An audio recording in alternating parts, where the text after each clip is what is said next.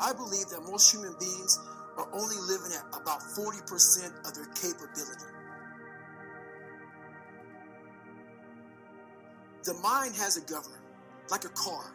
If you're driving a car and the car has a governor on it, the car may say 130 miles an hour, but the governor's set for 91. Once that governor sets in, you get to 91, that car starts doing this. The car wants to go. The car wants to go, but that fucking factory said, we're not going past 91. We have a factory, a nice governor in our brain, and it's a survival mechanism. It protects us from pain and suffering. The second we feel that shit, our mind says, oh no, this isn't fun. We should back off. We should sit down, find something more comfortable. And there's something about the mind. The mind has the tactical advantage over you at all times.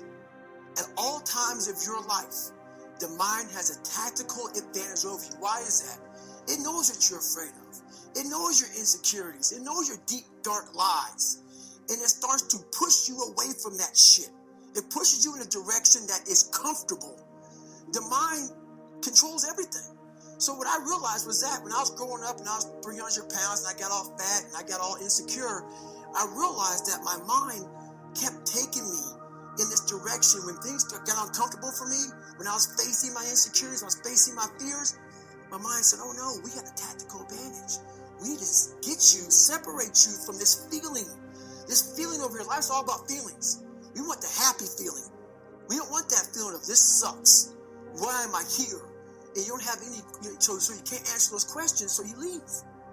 I started realizing that if in that moment you can answer those questions and you are now in charge of your brain versus your brain ruling you, that's where all that stuff comes from. So the 40% rule is all of that. You get to 40%, your brain says, we're done.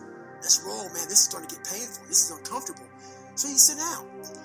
You have to figure out ways, and everybody's different. That's how the book kind of talks about, like we all have these things about, 5 steps to this and 4 steps to this. It's a lot more than that.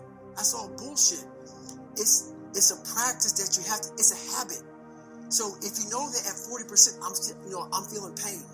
At 40% I'm feeling pain. That's where the 40% rule kicks in.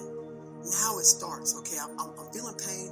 My mind's saying all this shit to me. It's saying, get out of here, run, flee. The fight or flight kicks in.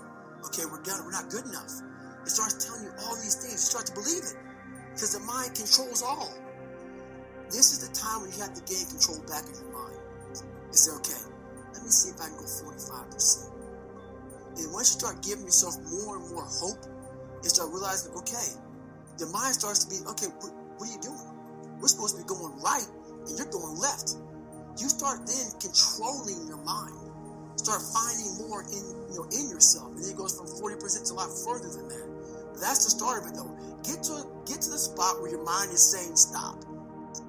Wherever that is, you gotta get there first. And then that's when that shit starts to work for you. You gotta control yourself in that moment. So a lot of people can live with themselves. That's the first thing. A lot of people can live with themselves, look in the mirror and say, I'm okay with being afraid. I'm okay with going on this easy highway over here. The easy highway has all these fucking signs and shit, directions, how to get somewhere.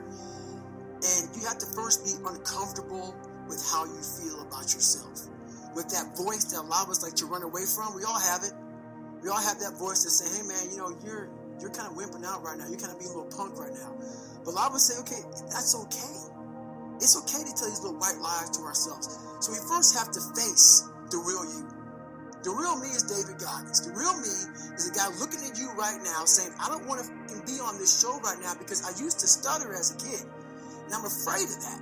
I'm afraid that here in a second, I'm going to start stammering and stuttering and the whole world is going to know that I have all these issues. But that's when I see right now, okay, Goggins, you got to go on this show. That's Goggins. Goggins is saying, okay, David Goggins, you're a punk. Life made you this way. We can't live like this. We can't live in fear. We can't live in judgment. We can't be afraid of what the people right now are looking at me saying about me. We cannot be afraid of that. That's Goggins. Goggins saying, all of you who don't like me, who don't want to, and that person then comes in. But you have to be David Goggins and say, man, I'm afraid of this. I'm fucked up here. Life made me this way here. I stutter. I have these issues with reading and writing, and I'm fat and I'm insecure.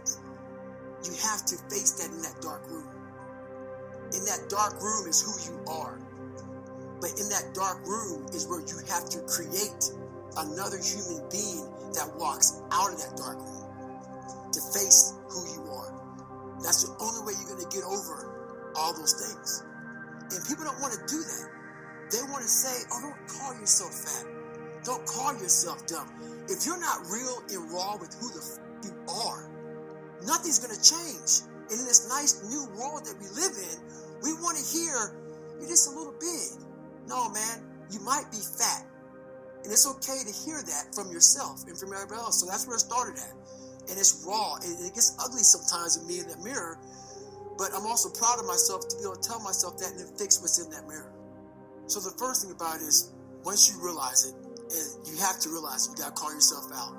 Addressing it is very small. It doesn't go from like one morning, I'm this way, next morning I wake up and presto, 5 steps to greatness. No, it ain't that, brother. You read my book, this is hard work. It's every day, like right now. I had to be honest with you, man. I'm even shaking right now being on this show. I'm a big-time introvert. How you address it is you face it. You face it every day. You face it every single day of your life. Where you say, okay, like if you're fat and you need to lose weight, it's patience. It's patience in this fact of accepting who you are right now. I'm fat. I don't like myself. Accepting the fact that if you lose 3 or 4 pounds, that's a huge accomplishment. You have to live in your own world. You cannot judge yourself. That's why social media and all these things are horrible. You can't judge yourself off of the so-called competition that we have made up in our mind. The things that, how people look, how people act, how smart someone is. This is a race that you run completely alone. A lot of folks talk so much shit about, hey, I want to change your life. I want to do this, I want to do that. Are you accountable for what you're doing? Are you accountable? And I mean to the T for what you're saying. I am. And that's where it started. It started with that total accountability of, let's not lie today. Let's tell people the truth about who you are. And when you can get on and tell someone, like I'm doing right now, exactly how fucked up you are, that's the goal in life. To put your life on a billboard, on the busiest road, in the busiest highway in the world, and say, this is how fucked up I used to be. Take it or leave it.